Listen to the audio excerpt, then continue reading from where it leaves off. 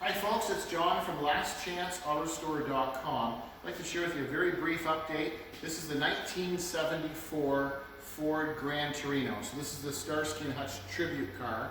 In our earlier video, we had it on the rotisserie in the prep room and we shared with you the whole bottom of the body was all painted red.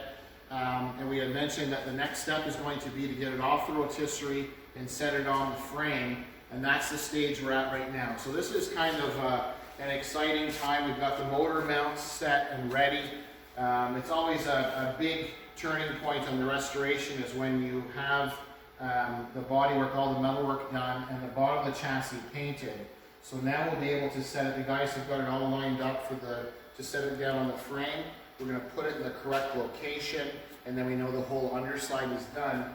So the camera person can kind of come around that passenger side and around just to show you it's all ready to line up and to set on the frame. So we've got the front mounts ready. So all of our main mounts, it's missing a couple of rubber mounts from the previous shop and there's no hardware. But what we're going to do is we're going to line it up to where it needs to be and we'll set it down to marry it up, and then we'll do the other mounts and the hardware for it later. But this is kind of a nice step. As you can see, the bottom of the rocker panels and the inner of the rocker panels, so the whole underside being painted is really nice because then we don't have to worry about the frame later and then the bottom of the body, because all the body work will be done on the sides and will protect the frame later on. So this is the 1974 Ford Gran Torino Starsky Hutch Tribute Car, and I'm John from lastchanceautorestore.com.